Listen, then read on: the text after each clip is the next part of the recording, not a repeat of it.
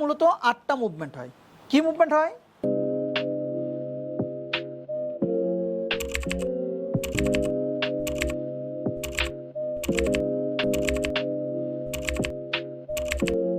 এটা আমরা অনেকে জানি, অনেকে জানি না।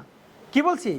পেলভিকের 8টা মুভমেন্ট হয়। এই মুভমেন্টগুলো হচ্ছে 4 ডিগ্রি মোশনে মুভমেন্ট হয়। তো পেলভিকের 8টা মুভমেন্ট কি কি? পিয়া ইলিয়াম, অর্থাৎ পোস্টেরিয়র ইনফিরিয়র হয়। পেলভিসটা কি হয়? পোস্টেরিয়র এবং ইনফিরিয়র হয়। এএস ইলিয়াম অ্যান্টেরিয়র সুপিরিয়র হয়। কি হয়? অ্যান্টেরিয়র এবং সুপিরিয়র হয়। আইএন এটা ভিতরের দিকে আসে, ইএক্স এটা বাইরের দিকে যায়। কি বলছি? আর আপ স্লিপ হয়, টোটাল হিপ পেলভিসটা উপরের দিকে উঠে যায়। আর ডাউন স্লিপ হয়, টোটাল পেলভিসটা নিচে নেমে যায়।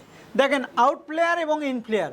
মজার ব্যাপারটা হলো এই আউট প্লেয়ার এবং ইন প্লেয়ার, যেটা আইএন সেটাই হচ্ছে আউট প্লেয়ার, যেটা ইএক্স সেটাই হচ্ছে ইন প্লেয়ার। শুধু এই আউট প্লেয়ারটা মেজারমেন্ট করতে হয় হচ্ছে anterior superior iliac spine plus umbilicus, এখান থেকে একটা মেজারমেন্ট করতে হয়।